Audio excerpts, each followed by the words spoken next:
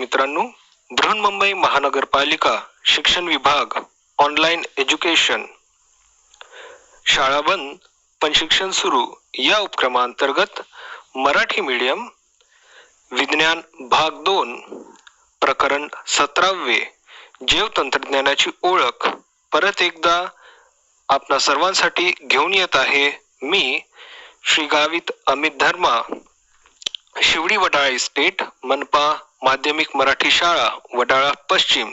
त्याचबरोबर आजच्या या तासाला उपस्थित माझे सर्व अधिकारी वर्ग, त्याचबरोबर विद्यार्थी, पालक आणि शिक्षक या सर्वांचं आजच्या तासामध्ये आम्ही स्वागत करीत आहोत.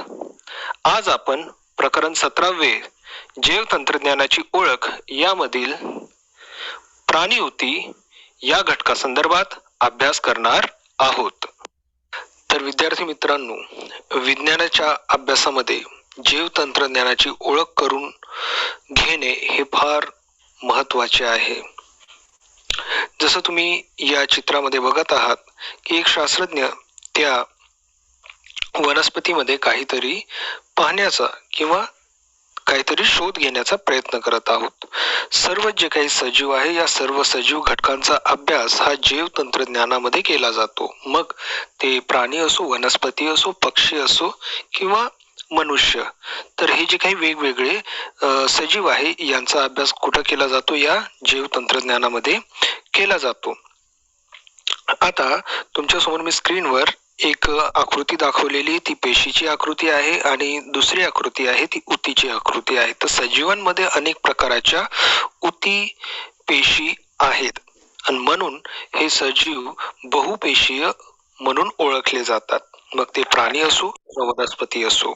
आपण या पाठामध्ये आता वनस्पती आणि प्राणी यांच्या जैव तंत्रज्ञानाविषयी माहिती करून घेणार आहोत.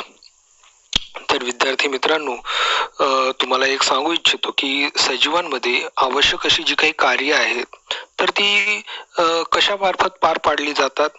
तर विद्यार्थी मित्रांनो, हे जे काही सर्व सजीव दाखवलेले आहे या सर्व सजीवांमध्ये जे काही कार्य आहे ते विशेषतः पेशी ऊतींमुळे किंवा पेशीमुळे पार पाडली जातात. तर सजीवातील सर्व कार्य ही पेशी ऊतींमार्फत पार पाडली जातात, ही गोष्ट आपल्याला लक्षात ठेवायची आहे. पेशी ऊती किंवा आपण पेशी म्हणू शकतो. तर सजीवांच्या शरीराची जी काही रचनात्मक व कार्यात्मक जे काही लहानात लहान एकक जे आहे ते काय आहे? पेशी हेच आहे. तर जे काही सजीवांचे शरीर आहे त्याचं रचनात्मक आणि कार्यात्मक सर्वात लहान एकक जे आहे ते पेशी आहे आणि या पेशीमुळेच आपल्या आणि प्राण्यांच्या किंवा वनस्पतींच्या शरीरामध्ये वेगवेगळ्या कार्यप्रणाली कार्यरत असतात, वेगवेगळी अंग तयार होतात, वेगवेगळ्या संस्था तयार होतात. तर या सर्वांना कारणीभूत एकमेव घटक म्हणजे कोण आहे? पेशी. ही जी काही पेशी आहे हा अत्यंत महत्वाचा घटक आहे. या पेशीमुळेच हे सर्व शक्य होतं. पेशी हे सजीवांच्या शरीराचं सर्वात लहान, परत एकदा सांगतो, पेशी हे सजीवांच्या शरीरातलं सर्वात लहान रचनात्मक आणि कार्यात्मक काय आहे? एकक आहे पेशी. ठीक आहे. तर पेशीबद्दल तुम्हाला आता चांगलीच माहिती झालेली. याच्या अगोदरही तुम्ही पेशीचा अभ्यास केलेला आहे. तर आता आपण ऊतीविषयी थोडीफार माहिती घेऊया. तर ज्या ऊती असतात तर तुम्हाला एक पेशीय प्राणी माहिती आहे, जसं पॅरामेशियम आणि अमिबा. तर हे एक पेशीय प्राण्यांमध्ये त्यांचे सर्व जे कार्य आहे ते पेशी अंगकामार्फत पार पाडले जाते. जे एक पेशीय प्राणी आहे त्यांचे सर्व कार्य पेशी अंगकामार्फत पार पाडले जातात. तर जे आपण इतर प्राणी बघतो तर ते सर्व प्राणी जे आहेत ते एक पेशीय नाही, ते बहुपेशीय आहेत. मग मनुष्य, इतर जे काही प्राणी असतील, जसं आपण इथं बघत आहोत बरेचसे प्राणी आहेत, हे सर्वच्या सर्व प्राणी, बहुपेशीय प्राणी आहेत. यांच्यामध्ये खूप जास्त पेशी असतात आणि या बहुपेशीय प्राण्यांच्या शरीरातील विविध कार्य पार पडावीत म्हणून शरीरातील पेशींचे गट एकत्र येतात आणि योग्य ते कार्य करत असतात. बघा, शरीरातील पेशींचे गट एकत्र येतात, योग्य ते कार्य करतात. तर याचप्रमाणे एखादं संघटन हे एकत्र येऊन कार्य करते, तसंच शरीर कार्य करत असते. उदाहरण द्यायचं राहिलं तर तुम्हाला एक उदाहरण आपण उदाहरणाच्या साहाय्याने बघू शकतो की जर समजून घ्या, आपण संघटन कसं होतं याचं उदाहरण बघा की अक्षर असतात, त्या अक्षरांपासून शब्द तयार होतात आणि शब्दांपासून वाक्य तयार होतं आणि अनेक वाक्य जेव्हा एकत्र येतो तेव्हा धडा तयार होतो. म्हणजे अक्षरापासून शब्द, शब्दापासून वाक्य, वाक्यापासून धडा आणि अनेक धडे एकत्र येतात तेव्हा पुस्तक तयार होतं. तर हे एक फार उत्तम उदाहरण आहे संघटनाचं. तर याच्यावरून तुम्ही अंदाज घेऊ शकतात की आपल्या शरीरामध्ये वेगवेगळे बरेचसे अंग आहेत, संस्था आहेत, त्यांची वेगवेगळे कार्य आहेत आणि ते कार्य एका म्हणजे ते वेगवेगळे जे अंग आहेत ते संघटनातून शरीरामध्ये राहून एकत्रितरित्या काम करतात, म्हणून आपलं शरीर जे आहे ते व्यवस्थित कार्य करू शकते. प्रत्येक अंग, शरीरामधील प्रत्येक अंग हे आपापलं कार्य पार पाडत असतं.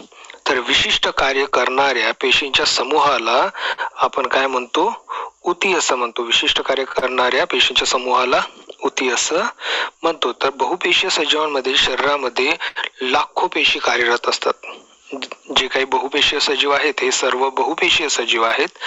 मग आपण देखील आलो त्यांच्यामध्ये. आपल्या शरीरामध्ये लाखो जे काही ऊती आहेत त्या कार्य करत असतात, लाखो. तर ही या पेशींची या ऊतींची विभागणी झालेली आहे. आपल्या शरीरामध्ये स्नायूंचं आकुंचन होतं, त्यांचं शीतलीकरण होतं आणि आपल्या शरीराची हालचाल घडून येते. तर हे सर्व कशामुळे होतं? या पेशींमुळे शक्य होतं. या पेशींपासून स्नायू तयार होतात आणि बरेचसे कामं असतात की ते आपण या स्नायूंमार्फत करत असतो.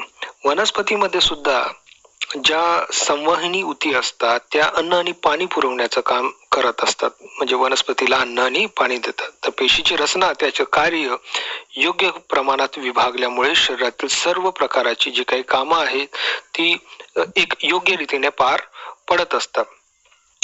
ज्या ऊती आहेत या ऊती मुख्यतः सरळ ऊती आणि जटिल ऊती अशा दोन प्रकारांमध्ये विभागलेल्या आहेत. बघा, ज्या ऊती आहेत तर या ऊती सरळ ऊती आणि जटिल ऊती अशा दोन प्रकारामध्ये ऊती विभागलेली आहे. त्यामधील आपण सरळ ऊती याचा पहिला आपण अभ्यास करणार आहोत.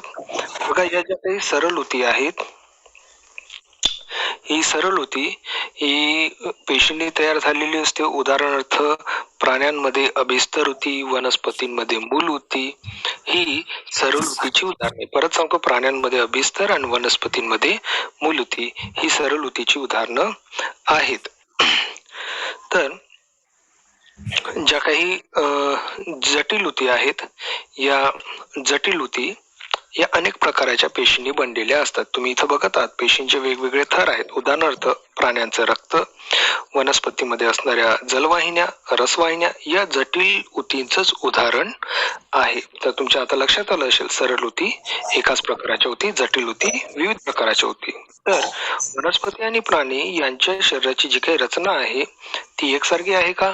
तर नाही, ही रचना एकसारखी नाही. रचना ही वेगवेगळी आहे. तुम्ही बघू शकता तिकडे वनस्पती आहेत, प्राणी आहेत, या सर्वांची शरीराची रचना वेगवेगळी आहे. प्रत्येकाच्या शरीराची रचना वेगळी आहे, तर कार्यही एकसारखी नाहीत, ती देखील वेगवेगळी आहेत. तर ही गोष्ट आपल्या लक्षात आलेली आहे की वनस्पती आणि प्राणी यांची कार्य आणि शरीराची रचना ही एकमेकासारखी नाही, दोघांमध्ये खूप मोठा फरक आहे. वनस्पती यांचा सर्वात मोठा फरक म्हणजे त्या स्थिर असतात, त्या एका जागेवर वाढतात आणि प्राणी हे सतत हालचाल करतात, फिरतात, पळतात. तर या दोघांमध्ये अजून एक सर्वात मोठा फरक म्हणजे प्राणी हालचाल करतात, फिरतात म्हणून त्यांना ऊर्जेची गरज भासते. वनस्पती स्थिर असतात म्हणून त्यांच्यामध्ये बहुतेक ऊती हे फक्त आधार देण्याचं काम करतात. म्हणजे एखादं झाड हे जमिनीमध्ये म्हणजे आपलं मूळ रुळून म्हणजे ते तटस्थ उभं असतं. ते कधीही कुठं हालचाल करत नाही. म्हणजे बऱ्याचशा ऊती हे फक्त आधार देण्याचं काम करतात. तर ऊती ज्या झाडाच्या काही ऊती असतात त्या मृत देखील असतात, कारण की त्यांचा जास्त उपयोग होत नाही. वनस्पतीमध्ये ठराविक ठिकाणीच त्या वाढतात आणि जिथे विभाजक ऊती असतात त्या ठिकाणी वाढतात, त्याशिवाय नाही. मात्र प्राण्यांमध्ये अन्नासाठी किंवा आपल्या मित्राला भेटण्यासाठी किंवा निवाऱ्यासाठी किंवा इतर गोष्टींसाठी आपल्याला सतत हालचाल करावी लागते आणि यासाठी आपण फार मोठ्या प्रमाणावर ऊर्जेचा वापर करतो. आपल्याला ऊर्जेची गरज भासते.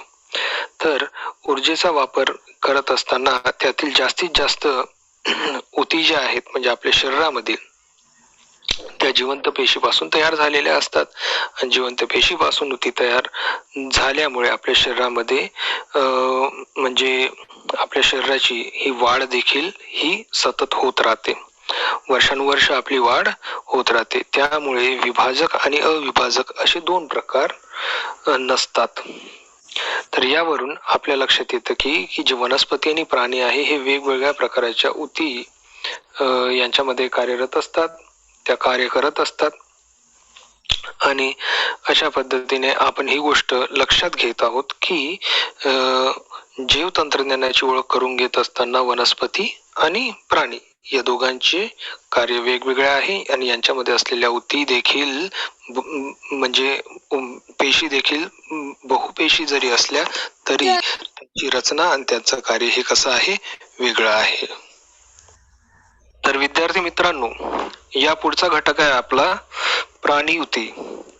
तर प्राणी ऊतींचं वर्गीकरण मुख्य दोन गटामध्ये झालेलं आहे. एक म्हणजे सरल ऊती आणि दुसरं म्हणजे जटिल ऊती. जे आपण थोड्याच वेळापूर्वी बघितलं की प्राणी ऊतींचं दोन वेगवेगळ्या गटामध्ये दोन प्रकार आहे, दोन गट झालेले आहे. एक म्हणजे सरल ऊती, दुसरे म्हणजे जटिल ऊती. ठीक आहे. तर हे दोन प्रकार आहेत, सरल आणि जटिल. तर प्राण्यांचं जे काही शरीर आहे हे एक संघटनानुसार कार्य करत असतं, म्हणजे एका टीम नुसार ते कार्य करत असतं. यामध्ये रक्तवाहिन्या, हृदय, आतडे हे सर्व घटक एकत्र येऊन आपलं कार्य करत असतात. तुम्हाला स्क्रीनवर दाखवलेलं आहे हे बघा, हे हृदय आहे. त्याचबरोबर रक्तवाहिन्या असतात. जसं इथं आपण वेगवेगळे मसल बघत आहोत, म्हणजे स्नायू बघत आहोत. हे बघा, हे आतडे आहे. तर या सर्वांचं कार्य वेगवेगळं आहे. हे सर्व एकत्र येतात आणि आपापलं कार्य पार पाडत असतात आणि त्याच्यामुळे आपलं शरीर हे चालत असतं. तर हृदय, रक्तवाहिन्या, आतडे हे शरीराच्या आतल्या भागामध्ये असतात म्हणून ते आपल्याला दिसत नाही. प्राण्यांच्या शरीरात अनेक प्रकारचे अवयव एकत्र येऊन कार्य करत असतात. बघा, आपल्या शरीरामध्ये बरेचसे अवयव आहेत की ते आपल्या शरीराच्या आत आहेत, ते आपल्याला दिसत नाही, तरी ते एकत्र येतात आणि आपापलं कार्य करत असतात. फुफ्फुसे, परत जे काही म्हणजे लहान मोठे आतडे आहेत, श्वसन नलिका आहेत, त्याबरोबर हृदय आहे. असे जे काही वेगवेगळे अवयव आहे हे विशिष्ट स्नायूंच्या मदतीने तयार झालेले असतात. ते कधी कधी आकुंचन पावतात, कधी शीतलीकरण पावतात. जर आपण फुफ्फुस बघितलं तर फुफ्फुस हे काय करत असतं, एक आकुंचन पावतं, नंतर प्रसरण पावतं. याच्यामुळे काय होतं, श्वसन होतं आणि आपल्या फुफ्फुसांमध्ये श्वसनाची क्रिया पार पडत असते. तसं विविध प्रकारच्या ज्या काही ऊती असतात त्या प्राण्यांच्या शरीरामध्ये, अवयवांमध्ये विविध प्रकारचे कार्य पार पाडत असतात. आणि आपण बघत आहोत की याच्या अगोदर हे ऐकलं होतं की जे काही वेगवेगळ्या ज्या काही ऊती आहेत त्यांपासून वेगवेगळ्या पेशी तयार झाल्या आहेत आणि त्यांपासून वेगवेगळे अवयव देखील तयार झालेले. ते सर्व जे अवयव आहेत ते वेगवेगळे कार्य पार पाडत असतात. आणि जसं मी स्क्रीनवर दाखवलेले हे जे काही सर्व वेगवेगळे अवयव आहेत हे सर्व आपल्या शरीराच्या आतील वेगवेगळे अवयव प्रत्येकाचं कार्य हे कसं आहे, वेगळं आहे. आता तुम्हाला मी स्क्रीनवर ही आकृती दाखवत आहे. या आकृतीमध्ये बघा, ही जी काही आकृती आहे, या आकृतीमध्ये म्हणजे प्राण्यांचं जे काही शरीर आहे ते वेगवेगळ्या ऊतींनी तयार झालेलं आहे. तर अभिस्तर ऊती, संयोजी ऊती, स्नायू ऊती व चेता ऊती या ज्या काही ऊतींचे प्रकार आहे, या ऊतींपासून जे काही प्राण्यांचं शरीर आहे ते तयार झालेलं आहे. परत एकदा सांगतो, अभिस्तर ऊती, संयोजी ऊती, स्नायू ऊती आणि चेता ऊती हे ऊतींचे प्रमुख प्रकार आहेत. तर शरीरामधील रक्त हे संयोजी ऊतीचाच प्रकार आहे. आपल्या शरीरामध्ये जे रक्त आहे ते संयोजी ऊतीचाच एक प्रकार आहे. कारण रक्त हे शरीरातील एका भागातून दुसऱ्या भागाकडे प्रवाहित होत असतं. म्हणजे ते एका भागाकडून दुसऱ्या भागाकडे त्याचा प्रवाह जात असतो. त्याचबरोबर अनेक पदार्थ रक्त वाहून नेत असतं. ऑक्सिजन व पोषक द्रव्ये शरीराकडे वाहून नेण्याचं काम हे रक्त करत असतं आणि शरीराच्या सर्व भागात तयार होणारे जे काही टाकाऊ पदार्थ आहेत ते कशाकडे जातात, वृक्कांकडे. कशाकडे, वृक्क म्हणजे किडनी. आणि किडनी काय करते, तर उत्सर्जनासाठी नंतर ते जे काही शरीरातील टाकाऊ घटक असतात ते पुढे पाठवते आणि मूत्राच्या साह्याने ते घटक मग आपल्या शरीराच्या बाहेर पडत असतात. तर विद्यार्थी मित्रांनो, तुम्ही स्वतःचा हात जो आहे त्या स्वतःच्या हाताचं निरीक्षण करा. आपला हात बघा. आपल्या हाताची जी काही कातडी आहे ती कातडी म्हणजे त्वचा व्यवस्थित बघा. आणि जर तुम्ही व्यवस्थित बघितलं तर तुमच्या जो काही तळ हाताचा जो काही भाग आहे किंवा वरचा भाग आहे त्या त्वचेचं निरीक्षण केलं असता तर आपल्याला असं दिसतं की बरेचसे असे म्हणजे चौकोनी, षटकोनी असे भाग आपल्याला एकामेकाला जोडलेले दिसतात. आणि म्हणजे हे आकार एकामेकाला आपल्याला जोडलेले दिसतात. मात्र हे आकार आपल्याला थोडेसे स्पष्ट अस्पष्ट दिसत असतील, हरकत नाही. तर या काय आहे, या ऊतीच आहेत की त्या एकामेकाला जोडल्या गेलेल्या आहेत. तर आता आपण अभिस्तर ऊतींचे प्रकार बघणार आहोत. आपला पुढचा घटक आहे अभिस्तर ऊती. अभिस्तर ऊती किंवा ऊतींच्या पेशी या एकमेकांना घट्ट चिकटलेल्या असतात व त्या अखंड असतात. अभिस्तर ऊती कशा असतात, एकामेकाला घट्ट चिकटलेल्या असतात. तुम्ही इथं आकृतीमध्ये बघू शकतात की थोडी देखील जागा मध्ये सुटलेली नाही, म्हणून त्या एकामेकाला घट्ट चिकटलेल्या असतात, त्या अखंड असतात. शरीरात प्रवेश करणाऱ्या कोणत्याही पदार्थाला सर्वप्रथम या ऊतींचा सामना करावा लागतो. तर प्राण्यांच्या शरीरातील संरक्षण आवरणांना अभिस्तर ऊती असं म्हणतात. परत एकदा ऐका, प्राण्यांच्या शरीरातील संरक्षक आवरणांना अभिस्तर ऊती असं म्हणतात. तर या अभिस्तर ऊती पेशी त्यांच्या खाली असलेल्या ऊतींच्या पेशीपासून तंतुमय पटलाने वेगवेगळ्या झालेल्या असतात. या अभिस्तर ऊतींच्या खाली काय असतात, तंतुमय पटल. आपल्या शरीरातील त्वचा, तोंडाच्या आतील भागातील स्तर, रक्तवाहिन्यांचा स्तर, फुफ्फुसातील जे काही वायुकोशाचा जो भाग आहे किंवा स्तर आहे हे अभिस्तर ऊतींपासूनच तयार झालेले आहेत. अभिस्तर ऊतींचे काही प्रकार आहेत. त्याच्यामध्ये सर्वप्रथम आहे सरळ पट्टिका, नंतर दुसरा प्रकार आहे स्तरित पट्टिकी ऊती, तिसरा प्रकार आहे ग्रंथील अभिस्तर ऊती, मग चौथा प्रकार आहे स्तंभीय अभिस्तर, नंतर पाचवा प्रकार आहे रोमक आणि सहावा प्रकार आहे घनाभरूप अभिस्तर. म्हणजे हे अभिस्तर ऊतीचे काय आहे, वेगवेगळे प्रकार आहेत. आणि या वेगवेगळ्या प्रकाराच्या ऊतींपासून आपल्या शरीराचे वेगवेगळे घटक देखील तयार झालेले आहे. तर आपण आता बघूया या वेगवेगळ्या म्हणजे जे काही ऊती आहेत त्यांच्यापासून आपल्या शरीराचे कोणकोणते भाग तयार झालेले आहेत, तर जे काही सरळ पट्टिकी ऊती आहेत, तर या सरळ पट्टिकी ऊतींपासून आपल्या शरीरातील तोंड, अन्ननलिका, रक्तवाहिन्या, फुफ्फुसे, वायुकोश याच्या आतील बाजूस या ऊती असतात.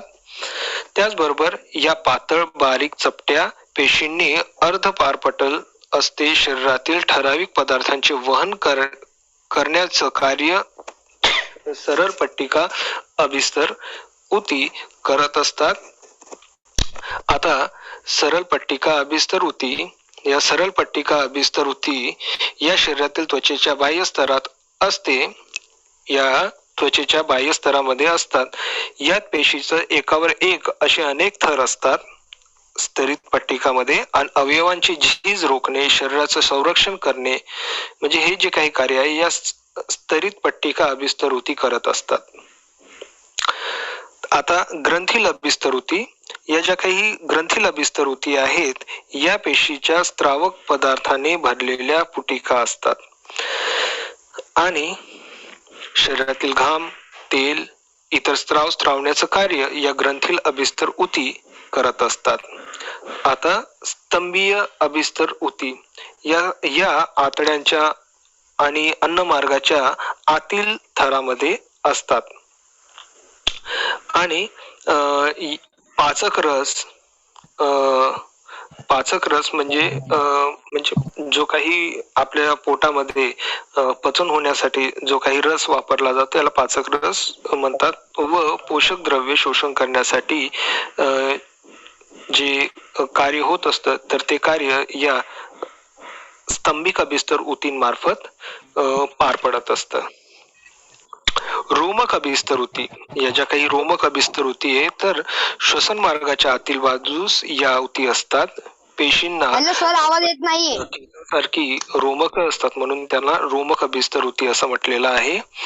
तर जे काही हवा व श्लेष्मक अशी द्रव्य पुढे ढकलण्याचं कार्य असतं, श्वसन मार्ग मोकळा करण्याचं जे कार्य असतं त्या रोमक अभिस्तर ऊती करत असतात. त्याचबरोबर आता शेवटची जी काय आहे आपली घनाभरूप अभिस्तर ऊती, तर या किडनी म्हणजे वृक्क नलिका व लाळ ग्रंथीमध्ये असतात. या घनाकृती असतात. मूत्रातील जे काही उपयुक्त घटक शोषून घेण्याचं व लाळ स्त्रावण्याचं कार्य असतं या घनाभरूप अभिस्तर ऊती या ऊती करत असतात. तर याप्रमाणे हा जो काही तक्ता आहे या तक्त्यानुसार तुमच्या लक्षात आलं असेल की कोणती ऊती कोणतं कार्य करत असते. आणि आता तुम्हाला एक सांगू इच्छितो की ज्या काही अभिस्तर ऊती आहे या एकाच प्रकारच्या पेशींनी बनलेल्या असतात. ज्या पेशी असतात त्या मात्र एकाच प्रकारच्या असतात. सरळ ऊती पण एकाच प्रकारच्या पेशींनी बनलेल्या असतात म्हणून अभिस्तर ऊती या सरळ ऊती आहेत असं आपण सांगू शकतो. आणि जर आपण बघितलं की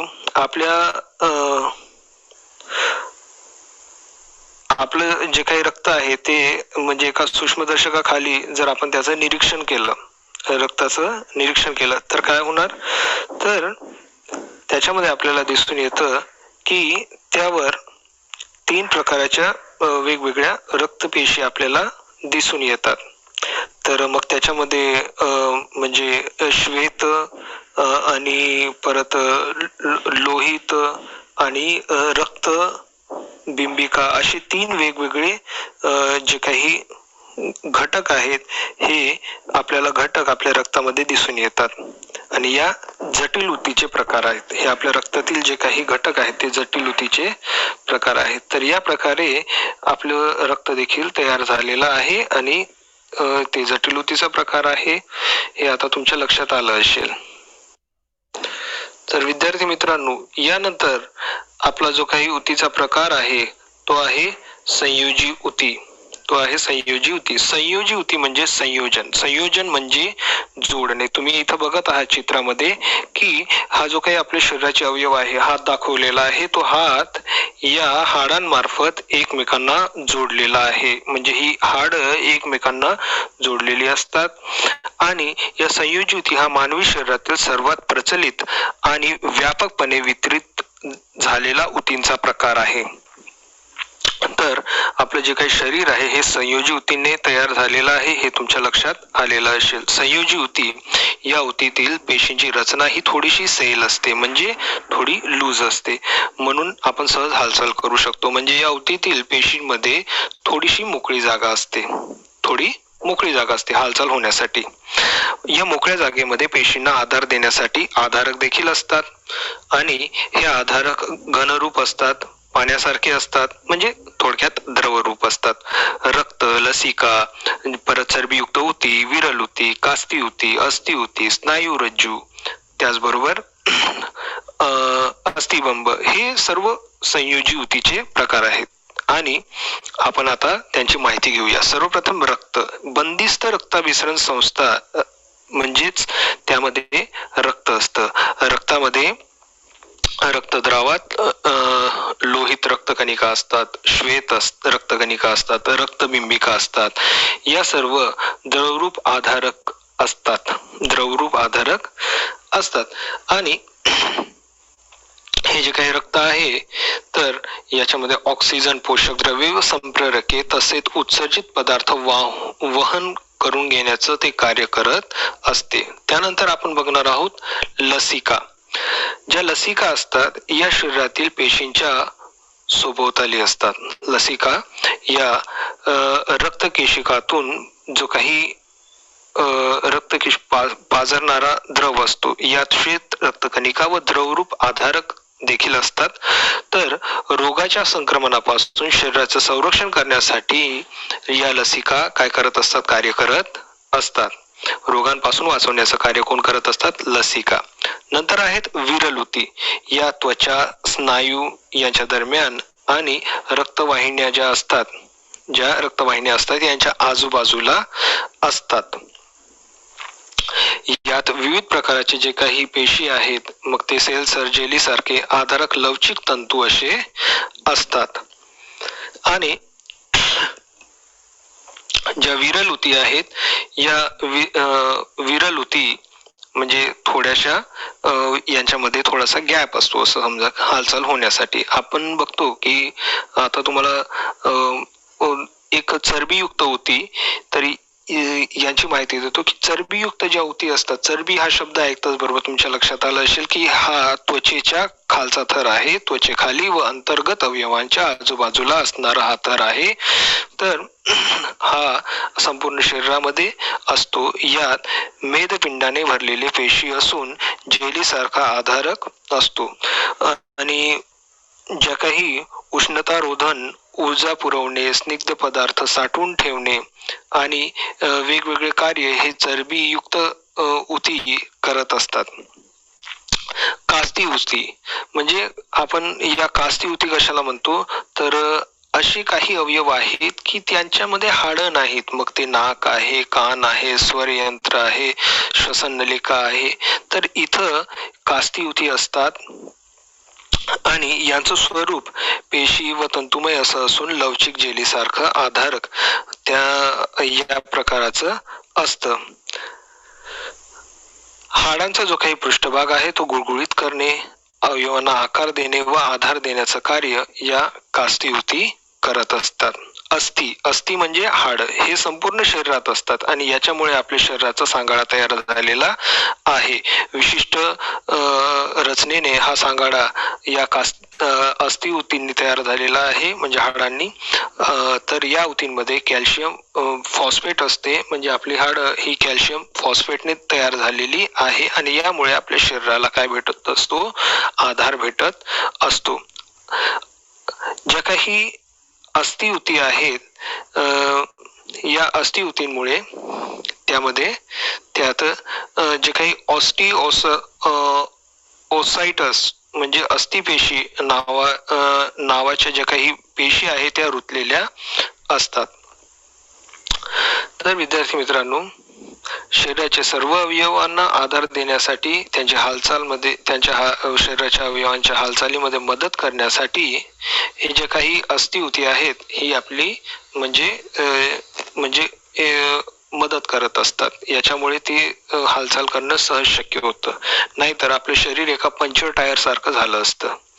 स्नायू, रज्जू व अस्थिबंब हे शरीरातील जे काही सांध्याच्या ठिकाणी असतात. म्हणजे आपलं जे काही शरीर आहे त्याचे मोठमोठे जे जॉईंट आहे, म्हणजे गुडघा, हाताचा कोपरा वगैरे असे जे काही जॉईंट आहे त्या ठिकाणी हे स्नायुरज्ज अस्थिबंब असतात. स्नायुरज्ज हे तंतुमय असून मजबूत व कमी लवचिक असे असतात. हे जास्त लवचिक नाही. तर अस्थिबंब हे अतिशय लवचिक व मजबूत असतात. स्नायू रज्जू स्नायूंना हाडांशी जोडण्याचं कार्य करत असतात, तर अस्थिबंब हे दोन हाडांना जोडण्याचं कार्य करत असतात. बघा, संयोजी ऊतींचा जो काही तक्ता आहे या तक्त्यामध्ये रक्त, परत लसिका, परत विरल ऊती, परत चरबीयुक्त ऊती, त्याचबरोबर कास्थिउती, अस्थिउती हे बघा इथं सर्व प्रकार दिलेले आहेत. तर यामध्ये तुम्हाला त्यांचे म्हणजे त्या कुठं आढळतात, या ऊती कुठं आढळतात, त्यांचं स्वरूप काय आहे, त्यांचं कार्य काय आहे ते सर्व दिलेलं आहे. जर आपण बघितलं की एखादी समजा व्यक्ती स्थूल व्यक्तीपेक्षा जी बारीक व्यक्ती असते, तर त्याच्यामध्ये आपण बघतो की स्थूल व्यक्तीच्या शरीरामध्ये फार मोठ्या प्रमाणात काय असते, चरबी असते, आणि बारीक व्यक्तीच्या शरीरात ती चरबी नसते. चरबीयुक्त संयोजी जे काही ऊती असतात त्या आपल्या शरीरामध्ये त्यांचा असा जाड असा थर असतो आणि तो कुठं असतो, त्वचेखाली असतो. तर सडपातळ व्यक्तीमध्ये ज्या काही संयोजी ऊती असतात त्यांचा थर फार कमी असतो, म्हणून त्या सडपातळ असतात. आणि म्हणून थंडीमध्ये ज्या जाड व्यक्ती असतात त्यांना लवकर थंडी वाजत नाही, परंतु ज्या पातळ व्यक्ती असतात त्यांना लवकर थंडी वाजते. तर या प्रकारे आपण बघतो की या ऊतींचा आपल्या शरीरामध्ये कमी जास्त प्रमाणामध्ये राहणं काय फरक पडत असतो. तर जे काही हाडं असतात त्या हाडांमध्ये कॅल्शियम फॉस्फेट असते. कॅल्शियम फॉस्फेटने ही हाडं तयार झालेली आहेत आपल्या शरीरातील, आणि ही आपल्या शरीराला आधार देतात. म्हणजे या संयोजी ऊतींचे जे काही प्रकार आहे या प्रकारावरून तुमच्या लक्षात आलं असेल की या संयोजी ऊती आपल्या शरीरामध्ये किती महत्वाची भूमिका बजावतात. तर विद्यार्थी मित्रांनो, जो आपला पुढचा घटक आहे त्याचं नाव आहे स्नायू ऊती. आपल्या शरीराच्या हाताच्या कोपऱ्याची, त्याचबरोबर पायाच्या गुडघ्याची आपण हालचाल करतो. इथं दिसत आहे हाताचा कोपरा वगैरे, आपण त्याची हालचाल करतो. त्याचबरोबर हाताच्या कोपऱ्याची, पायाच्या गुडघ्याची आपण हालचाल करतो. त्याचं आकुंचन होतं, शिथिलीकरण होतं, हे आपल्या लक्षात येतं.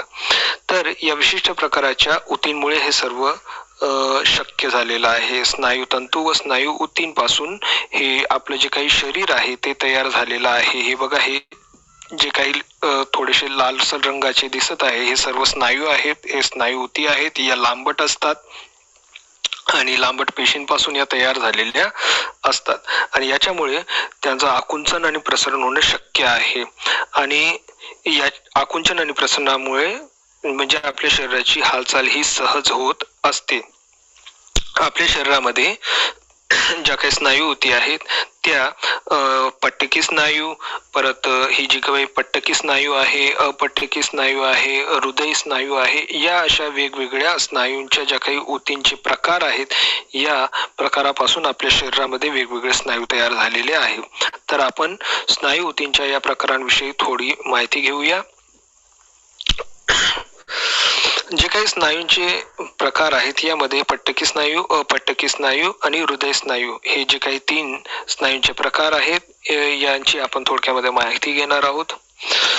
सर्वप्रथम पट्टकी स्नायू. हे जे काही पट्टकी स्नायू आहे म्हणजे हे जे काही पट्टकी स्नायू आहे यामध्ये दंडगोलाकार जे काही आशकीय बहुकेंद्रकीय पेशी असतात या स्नायूंवर गडद व फिके असे पट्टे असतात जे इथं दिसत आहेत. हाडांना जोडलेले असल्याने त्यांना कंकाल स्नायू असं देखील म्हणतात. या स्नायूंना कंकाल स्नायू असं पण म्हणतात. या स्नायूंची हालचाल आपल्या इच्छेनुसार होते. या पट्टकी स्नायूंची हालचाल आपल्या इच्छेनुसार होते. आपल्याला हवं तसं आपण हालचाल करू शकतो. ही गोष्ट लक्षात येते. तुम्ही धावणे, पळणे वगैरे अशी आपण कोणतीही हालचाल करू शकतो. तर दुसरं आहे अपट्टिकी स्नायू. दुसरं स्नायू आहे अपट्टिकी स्नायू. यामध्ये दोघी टोकांना आपण बघितलं की या टोकाला आणि या टोकाला असा निमुळता असा भाग असतो. लहान अशाखीय असं एक केंद्रकीय या पेशी असतात, मध्यभागी केंद्रक असतं. तर यामध्ये दोन्ही टोकांना निमुळता असते. हे स्नायू म्हणजे हे जे काही स्नायू आहे निमुळते असतात आणि या स्नायूंवर गडद आणि फिके असे पट्टे असतात. हे हाडांना जोडलेले नसतात. या स्नायूंना हालचालींवर आपले नियंत्रण असते म्हणून यांना अनैच्छिक स्नायू असं म्हणतात. या अपट्टिकी स्नायूंच्या हालचालीवर आपलं नियंत्रण नसतं. हे स्नायू अन्ननलिका रक्तवाहिन्यांमध्ये असतात. अन्ननलिका आणि रक्तवाहिन्या यांच्यामध्ये आपलं नियंत्रण नसतं म्हणून यांना आपण नियंत्रित करू शकत नाही. परत पापण्यांची उघडझाप, पचन मार्गातून अन्नाचा प्रवास, रक्ताचं आकुंचन व रक्तवाहिन्यांचं आकुंचन व प्रसरण, शीतलीकरण हे अपट्टकी स्नायूंमुळे घडत असतं. आता हृदय स्नायू हा तिसरा जो स्नायूंचा प्रकार आहे, तर यामध्ये दंडगोलाकार शाखीय व एक केंद्रीय पेशी असतात. या स्नायूंवर गडद व फिके असे पट्टे असतात. हृदय हे हृदय स्नायूंनी बनलेला आहे आणि या हृदयावर आपलं कोणतंही नियंत्रण नाही. तर हे हृदय आपोआपच स्वतःहूनच आकुंचन आणि शीतलीकरण पावत असतं आणि हे आपल्याला खूप चांगल्या प्रकारे माहिती आहे. जो काही हा तक्ता आहे तुमच्या स्क्रीनवर दिसत आहे, पट्टकी स्नायू, अपट्टकी स्नायू, हृदय स्नायू, या तक्त्यावरून आपल्याला या तिघ प्रकारच्या स्नायूंच्या ज्या काही कार्य आहेत हे कुठं असतात तर हे कळू शकतं. आणि ज्या काही अनेक ज्या ऐच्छिक आणि अनैच्छिक कार्य असतात तर याच पट्टकी स्नायू, अपट्टकी आणि हृदय स्नायू या स्नायूंच्या मार्फत बरेचशी ऐच्छिक आणि अनैच्छिक कार्य हे होत असतात. जसं हृदय हे आपली हालचाल करत असते. हृदय हे स्वतःहून आपली हालचाल करत असते, त्याच्यावर आपला कोणताही कंट्रोल नाही. तर आपण बघतो बऱ्याचदा आपले डोळे बंद जरी असले तरी देखील आपण काही गोष्टींना स्पर्श करतो आणि त्या ओळखू शकतो. तर म्हणजे अशा ज्या काही महत्वाच्या भूमिका आहे या चेतावतींमार्फत आपल्याला कळतं की ती वस्तू काय आहे. तर चेतावती जो पुढचा आपला घटक आहे त्याची आपण थोडक्यात माहिती घेऊ. तुमच्या समोर एक चित्र दिलेलं आहे. डोळ्यांनी आपण एखाद्या वस्तूला बघतो, हाताने ती वस्तू उचलतो. तर या डोळ्यांनी बघितलेली आणि हाताने उचललेली एखादी वस्तू आपल्या मेंदूपर्यंत त्या वस्तूची माहिती पोहोचवत असते. तर ज्या शरीरातील ऊती असतात, ज्याचं संवेदनशील असतात आणि ती माहिती आपल्या चेतावती वहन करून नेत असतात. तर ती आपल्या मेंदूपर्यंत या माहिती पोहोचवण्याचं काम कोण करत असतात? चेतावती करत असतात. तर तुम्हाला एक गोष्ट लक्षात आली असणार की आवाज ऐकणे किंवा एखाद्या गोष्टीला स्पर्श करणे किंवा म्हणजे बऱ्याचशा अशा गोष्टी आहेत त्या चेतावती आपल्याला अगोदरच कळवत असतात. तर या ज्या काही चेतावती आहे या चेतावती मार्फत आपल्याला स्पर्श असो, ध्वनी, वास, रंग म्हणजे या वेगवेगळे जे काही उद्दीपना आहेत त्यांचे प्रतिसाद आपल्या शरीराला या चेतावतींमार्फत म्हणजे मिळत असतात.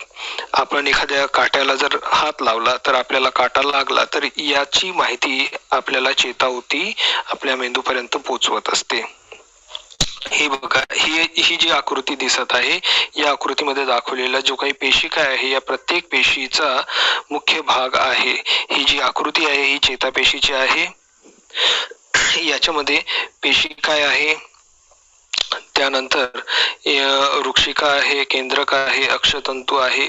तर ही जी काही चेतापेशीची आकृती आहे तर ही चेतापेशीची आकृती या अनेक अशा चेतापेशींनी एकत्र येऊन याचं जे जाळं आहे ते आपल्या संपूर्ण शरीरात आहे. ही चेतापेशी आपल्या शरीरामध्ये 1 मीटर एवढी मोठी असू शकते आणि आपल्या संपूर्ण शरीरामध्ये हिचं जाळं आहे. अनेक जे चेतातंतू आहे संयोजी युती मार्फत जोडलेले आहेत आणि त्यापासून आपल्याला चेता तयार होते आणि आपल्या शरीराच्या एका टोकापासून दुसऱ्या टोकापर्यंत आपल्याला ती माहिती मेरुरज्जू व शरीरात पसरलेले जे काही, हा बघा मेंदू आहे आणि हा मेंदूला जोडलेला मेरुरज्जू आहे आणि हे जे काही शरीराचे आपले वेगवेगळे भाग आहे, हृदय, परत इतर शरीराचे वेगवेगळे भाग, हात, पाय वगैरे, तर या सर्वांमध्ये या चेतावती जोडलेल्या आहेत आणि त्याही चेता म्हणजे आपल्या शरीराला एक इजा झाली, कुठं लागलं, टोचलं, खरचटलं, तर याची जी काही चेतना आहे, याची माहिती आहे, ही मेंदूपर्यंत पोहोचवण्याचं कार्य ही चेतावती करत असते. तर हे आहे चेतावतीचं कार्य. तर विद्यार्थी मित्रांनो, याप्रमाणे आपण जे काही प्राणियुती आहे याचा आज आपण अभ्यास केलेला आहे. धन्यवाद, थँक्यू. जे काही आपलं चॅनल आहे याला लाईक आणि सबस्क्राईब करा.